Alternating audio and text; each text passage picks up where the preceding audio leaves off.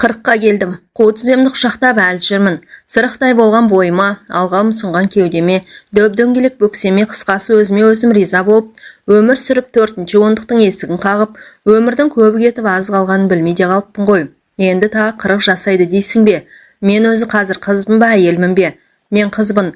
Тәніме еркек қолы тимеген ұрғашымын. Әлсін еснеп қойып елегізіп жатқан ол 40-тағы 40 қыз Орынкүл оңашада өзіне өз есеп бере бастады. Көк шыбық кезінде біреуді жақсы көрді, бірақ ол бас бұрмай кетті. Өзіне наздана қарап, күлімсіреп сөйлегенде бері бұрылар ма еді. Бірақ бәрін сезіп біліп тұрып, еркек көрсе қара тастай қатытында қалатын. Алматыдағы дарынды балалар мектебінде оқып жүргенде 10-ші сыныпта бір оқушы бала ерінен шөп еткізіп сүйіп алды. Ернінің сол жері шоқ басқандай қыж-қыж қайнап көпке дейін өзіне өзі келе алмай жүрді. Содан кейін сол баланы жеп көріп кетті. Ол қазір атақты математик, атағы жер жарған академик. Қазір оның сурет бейнесін баспасөздерден көріп, тірі бейнесі теледидар мен интернеттен қылаң еткенде ернін шүйіріп, өшпенділікпен қарайды. Жанының бір бөлшегі солқылдап, тәнін арамдап кеткендей көрінеді. Менің қатарларым шетінен үйлі баранды, ол қыздарын аяқтандырып, ат ойлап той жасап жатыр. Аттестат ала салып атқа қонып үшке бітіре сап, үй болғандар немере сүйіп отыр. Мен сол алгебраның соңына түсіп, жай бөлшекпен AX-та айналсоқтап жүріп, не есептің түбіне жете алмадым, не өмірден теңімді таба алмадым. Аурухананың жеке бөлмесінде жатқан Орынкүл күйініп кетті. Мұңын шертіп ақтарлайын десе, айналасында ешкім жоқ. Бір бөлмеде бір өзі. Жалғыз адамдық бөлмеге жат жұртта қалғандай жатқызып қойғанын қарашы. Бас жағында томпиған 4 бұрыш тумбочка, үстінде сорайған сарағаш бөтелкесі, қасында бөтелкені күзеткен жалғыз жылтыр стакан. Жалғыздықтың бәрін бір басыма жазып қойған екенде деп, өмірден өтіп кеткен анасын кінәлады. Шешесі қандай болса қызы да сондай. Шешесін көріп қызын ал дейді. Топырақ жамылғанына 10 жылдан асқан анасы өмірі отбасы туралы сөз қозғап, бір басыңды екеу қыл деп айтпапты. Өзі 10 бала туған батыр ана. 10 баланы асырауда оңай деймісің? Тек сырқат жеңіп, көз жұмардан бір апта бұрын басында күзетіп отырғанда, сенің де арығың тартылуға таяу деді күбірлеп. Ол кезде сыбай салтаң жүрісі өзіне ұнайтын. Тіпті баласының боғына тайып жығылып жүрген құрбы құрдастарын көрсе, жирене қарап, өзін солардан екі ел болса да артық санайтын. Сөйтсем, мен ақпай қалған арық секілді суға сусаған сорлы екенмін ғой деп, жаны ауырып, пышаққа түскенде ғана өзінің осы жүрісіне есеп бергендей болып елегізіп жатыр. Бала шаған болса қоңғырғатпай артымнан ағылып келіп жатар еді. Кезекпе-кезек басында отырар еді. Пышаққа түскенше 10 күн дайындады. Ең жақын деген 2 жеңгесі, олардың бала шағасы келді. Пышаққа түсіп, ота жасағасын үлкен жеңгесі бір рет бой көрсетті. Содан кейін бір партада отырған сыныптасы келді. Онымен де шер тарқатып сырласқысы келіп еді. Кішкенемді балабақшадан, үлкенімді мектептен алуым керек деп, өпеліктей ұшып қонып тез кетті. Ол айналасындағылардың бәрін кінәлай бастады. Әркім өзі үшін өмір сүреді екен ғой. Кешегі ха-ха күлкі, оңашадағы құйқылжыған әңгіме, тыртыңдап билеген көңілді кештердің бәрі қол бостағы қимыл құбылыс екен. Отау тігіп, от жаққасын әркім өзінше, шығарда жаны бөлек, достарың да бөліктен кете барады екен. Сенің ең жақының неке суын бөліп ұрттаған серігің мен тұла бойыңнан жаралған перзентің екен деп, Орынкүл шекесіне сұқ саусағын ұшын қадап, қиял кемесі орнынан жылжи бергенде, анасының мүләйім даусы құлақ түбінен сызылып, естілгендей болды. Ол да сонда өз секілді төсек тартып, ыңырсып жатқан. Сонда анасы айтқан жалғыз ауыз сөздің жауабын іздеп өз жанын өзге тергеуге салды. Арығың да тартылуға таяу. 30-дан асса да соған мән бермепті. Енді ойласа, бұл сөз қыз-құзырың бітіп, перзент әкелер жолың жабылып, енді қайтып етегіңді көтермейтін саха ел болдың деген сияқты. Ол көшедегі суы тартылып, қаңсып тұрған арықты көз алдына келді. Шөп шалам, өсіп күл қоқыстан көрінбей қалған лас арна жүрегін айнытты. Оның қасындағы сылдырлап су ағып, жыбыр-жыбыр майда толқындар лекіген арық қандай көрікті. Одан аққан су қауындықтағы көк пәлекті көмкеріп, жеміс жидекті құлпыртып, әсіресе есік алдындағы қостып, өрік гүл ашып, жұпар шашқанда дүние өзгеше түрге еніп келетін. Осы көріністің бәрін көз алдынан таса қылып Алматыға кетіп, дарынды балалар мектебінде оқып оны тауысқанда неге жеттім? Оның көз алдындағы тағы да тақтаға бормен жазылған AX2 елестеді. X математикадағы белгісі мөлшер болса, Мен өмірдегі шешуі жоқ жұмбақпын. Айық жұмбағы көп өмір болса, шекесіндегі екі сан сияқты екеу болып, біреумен қол ұстасқанымда ғой. Сол екі саны мен үшін тек тақтадағы жұмбақ екісінің шекесінде тұрып қалды деп, өкінішіне толы, ойы он саққа бөлінгенде, есікті серпіле ашып, емдеуші дәрігер Орынбай кіріп келді. Жаңағы жан ауыртқан қиял мен әртүрлі елестер сытылып кетіп, айналасы аппақ әлемге малынып, қарсы алдында орта бойлы, дембелше келген ат жақты қос мұрын жігіт тұрды. Қалай Орынкүл қыз деді де, әй-шайға қарамай, үстін жапқан ақ жайманы сыпырып тастап, қарының ота жасаған жерін алақанымен басты. Осылар оташылар ятсыз, ең болмаса ішіңді аш деп айтпай ма? Әй-шайға қарамай жамылғыны жұлып алды. Жұрттың бәріне сөйтем екен, әлде тек мен ғана басынам екен. Басы бос, ешкімі жоқ сорайған соқа басы деп басынатын шығар. Алақанын тыртық боп бітіп келе жатқан жараның орнында қойғанда жаны жай тапты. Алақаны қандай ыстық, әлде келерде бірдеңе жағып келеді ме екен? Дәрігерлердің өз заңы бар ғой. Орынкүл жалғыз басты болғасын ба, күдігі соңынан ілесіп жүреді. Әлде сенер ешкім болмай, әр нәрсенің әрісін ойлап үйренгендіктен бе, қашанда ақиқаттың қасынан күдік ізде өзіне өз келіп, кәрі қыз атанғалы бергі дағдысы. 3 күннен кейін шығасың.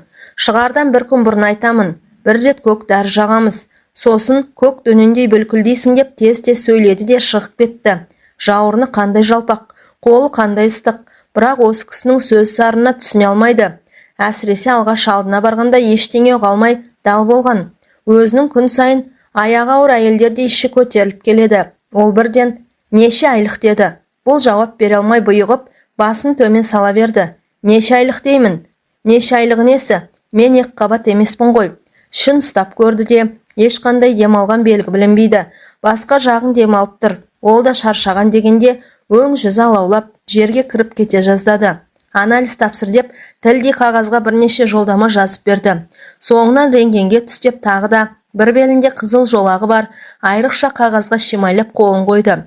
Сөйтсе, бұл жатырды тексеретін ерекше жолдама екен. Бәрін бітіргесін қайтып кел.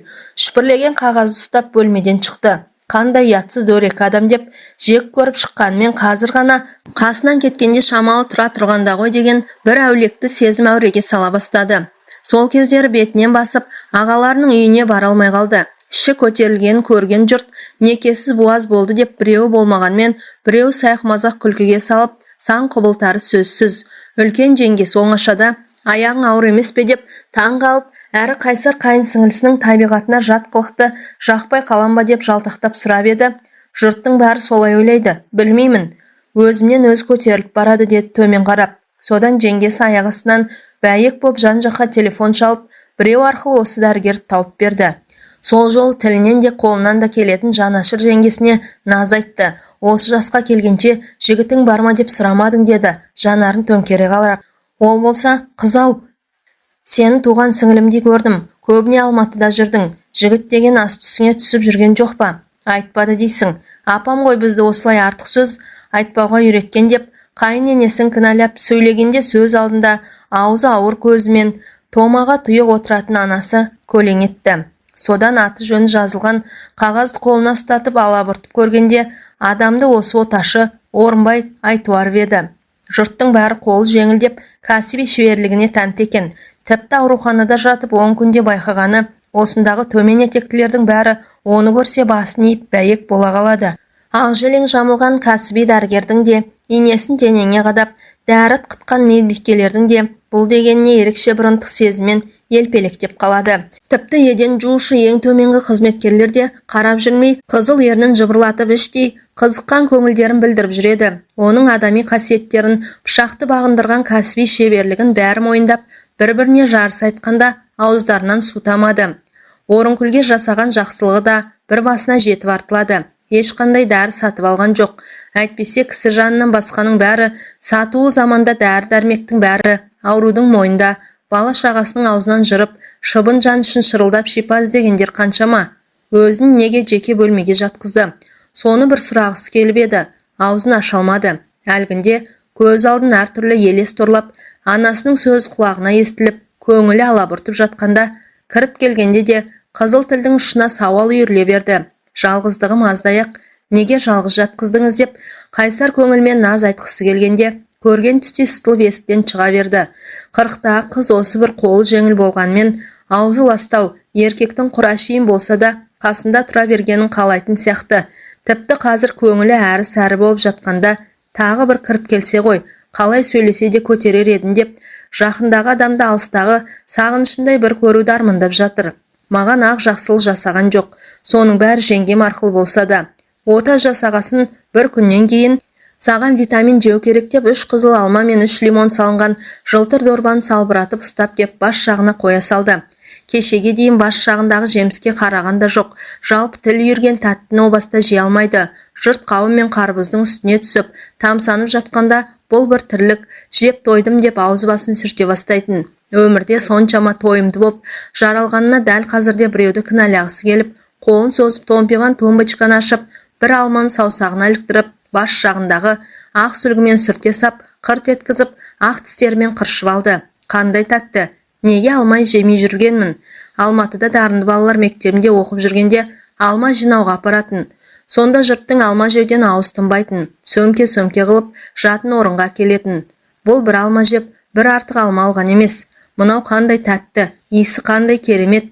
Дөп-дөңгелек апорт лезде таусылып қап, томпиған тумбочкаға жылтыр қалтаға тағы да қол созып еді, сырты бүдір-бүдір боп лимон ілікті. Лимон қышқыл, оны шаймен ішемін. Орынбай ағай бір нәрседе жемеймін деп тағы бір алманы алып, асыға қырт еткізгенде маржандай тісі майдалана кесіп түсті. Бұл да тәтті екен.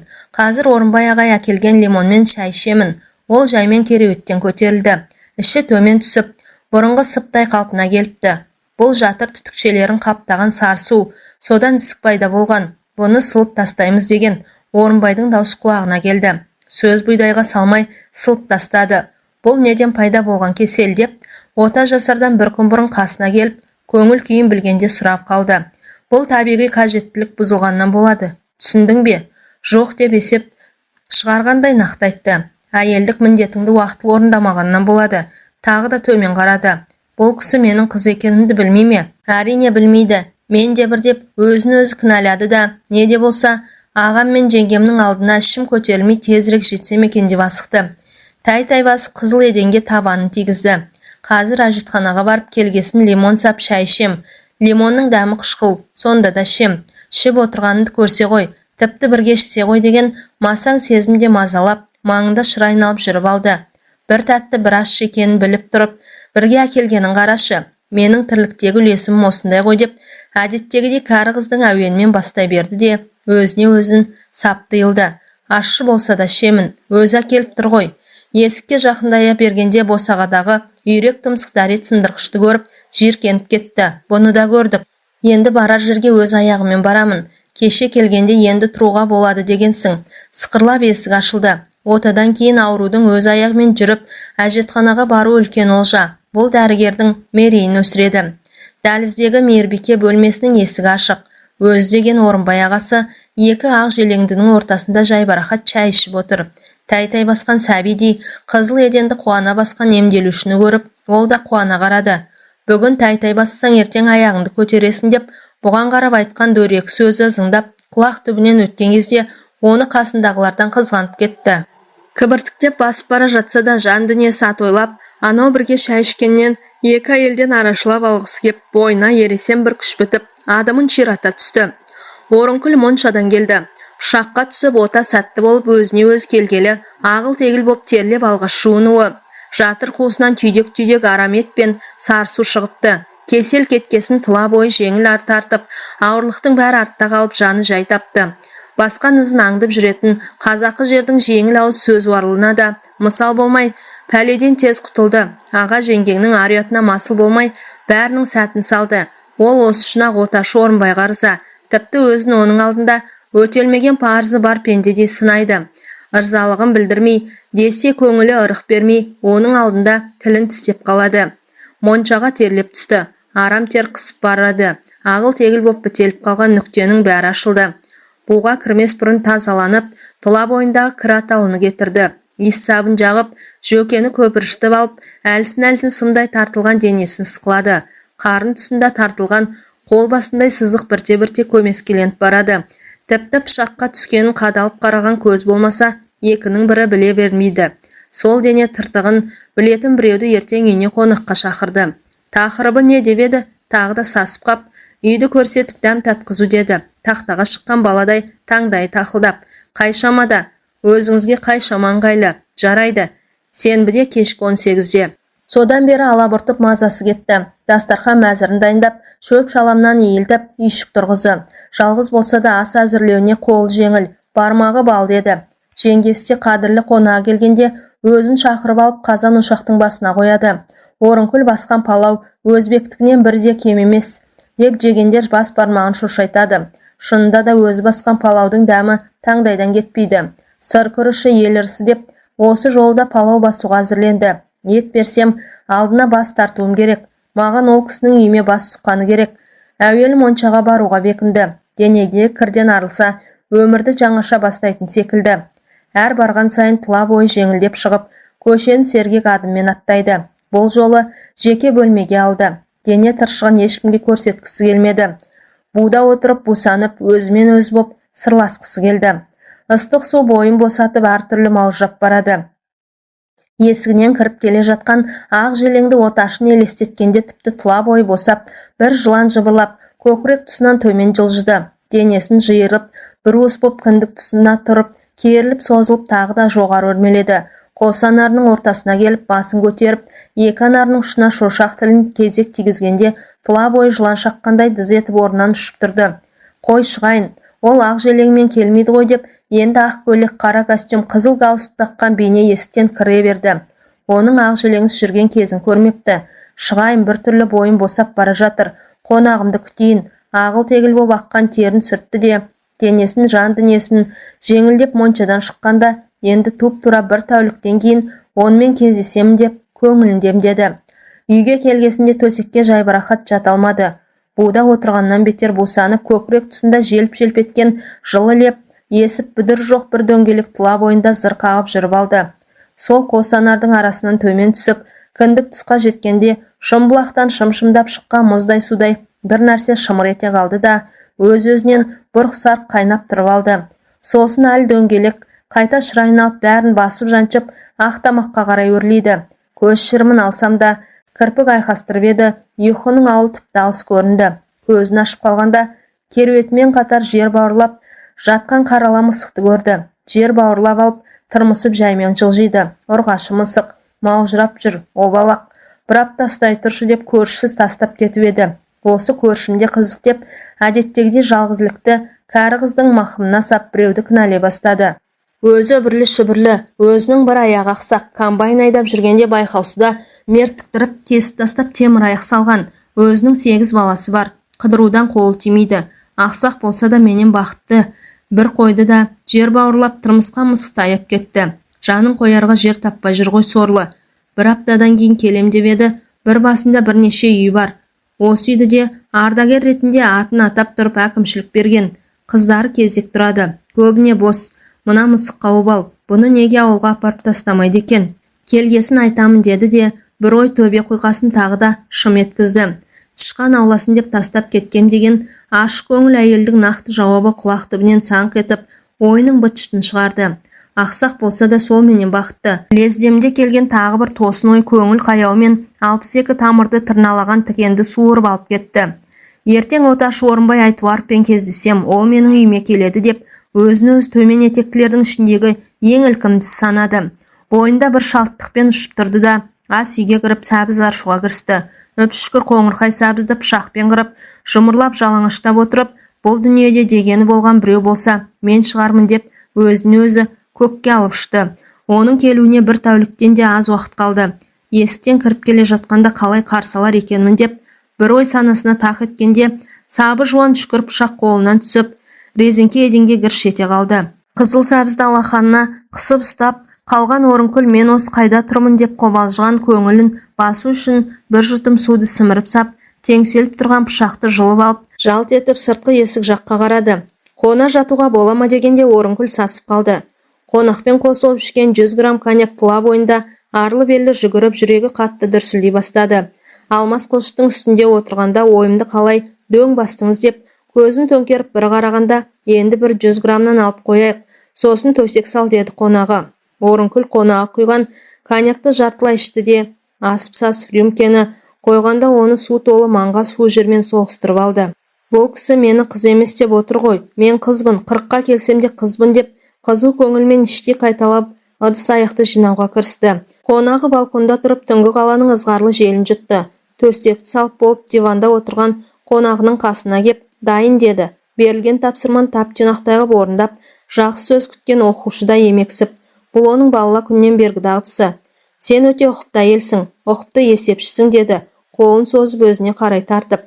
Иықтасып отырғаннан кейін, неге осы кезге дейін бас есепші болмай жүрсің? Әйелсің деген сөз тағы да шаншудай қадалды. Мен қызбын, 40-қа келсем де қызбын деп ішінен әлденеше қайталады да, сауалына қызу көңілмен жұлқына жауап берді. Бас есепшілікті қайтем, ол қай басыма керек? Пизмат мектебін 5-ке, институтты Қызылға бітіргенде жетпегенім бас есепшілік пе? Кімді асырай алмай жүрмін? Таусылма, пессимист болма деп, ол қараңғы бөлмеге қарай жеңінен тартты. Қыз ілесе берді. Қорқып тұрсың ба? Не болды сонша еркек көрмегендей? Ол дір-дір еткен бәденді қыздың шашынан сипады. Орынбай аға, мен 40-қа келсем де қызбын. Ертек айтпаңдар шосы. Біздегілер де шетінен ертекші дегенде, көз алдын ауруханадағы ақ желеңді үлкен кіші әйелдер кес-кестей бергенде, жан дүниесі біз сұғып алғандай шым ете қалды. Іле-шала қыздың жан даусы шықты. Тәні ауырғанмен жаны рахат тілеп жатыр. Пышаққа да түсті, ақыры сәтті болды. Енді соның бәрін артқа қалдырып жаны жай тауып, дүниеге тоят сезіммен қарасам дегендей іңкәрлік бар. Арығың әлі тарылмаған екен ғой, 40-қа келсең де. Осы сөзді екінші рет естіп отыр. Алғаш анасының аузынан шыққанда таң қалып еді. Енді қайдағы бір еркек түн жамылып тұрып тағы да айтты. Ол жуынуға кеткенде Орынкүл әлі толық жиналмаған дастарханнан 100 грамм коньякты сіміре салып, жылдан басып келіп, менің жаным сізбен болғанды қалайды, деп ебелек қағып қараңғы бөлмеде ербең етті. Етегі лас кездегі әйел еркекке өтініш айтпайды, кел сонда да деп жеркене сөйлегендей болды. Қыз Дәуренмен қош айтысқандай қолындағы даусы құраққа шықты. 40-қа келгенде естілген жан даусына біреудің пердесін өз қолымен ашқан пенде де сене алмай тұр. Жан дауыс шығып, ыңырсып ыңыранып жатқан әйел түсініксіз бір сөз естіді. Менің моншағым қалай екен? Ол бұл сөзді ана тілінде айтпады. Ұлтаралық тілде кәсіби сөзді қолданды. Әйел түкке түсінбеді. Еркек шырте жеткізіп шамды жаққанда, дене мүшесінде дөңгелектене жабысып тұрған жып-жылтыр темір моншақтарды көрді. Осы үшін ақ бәрін соңымнан қалмайсыңдар. Сен де кірің жоқ кезде шақыруың керек еді. Асығыстық істедің. Кеше ғана моншаға түскем, сіз маған сенбейсіз бе деді, күбірледі. Денесін қозғалта алмай. Ертек айтатын жас емессің. Менің моншағым жас, кәрі деп таңдамайды дегенде денесіндегі дөңгеленіп тұрған темір моншақтар өзінің мөлтілдеген көз жасындай көрініп кетті. Ол су сарылдатып жуынды да, қоштаспастан сыртқы есікті ашты. Үй жайы бар ғой, тезірек жетсін деді де төсектен тұра алмай жатып, оташыны содан кейін көрген жоқ. 2 рет тәнін жараласа да, дәл осы адамдай жанын жәннатқа бөлеген тірі жанды таба алмады. Тек 40-та куә болған құбылысына сенбей кеткеніне шашиды. Сары майдай сақтаған қазынам шынымен көз алдау болғаныма деп өкінеді де, ененің орны жазылғасын тағы бір иіліп болған істің бәрін аңыздай ғып айтып берсем деп, үй іргесіндегі адамды алыста жүрген жолаушыдай аңсай ақырады. Кабельді теледидардан Ресей жақта тәніне моншақ таққан біреудің қыз зорлап ұсталғанын көріп қалды. Оны ешқандай ұрғашыға да, қиянатқа да қия алмайды. Сыртта емденіп жүрген көрінгеннен қызғанатынын қайтерсің. Әңгіменің соңы.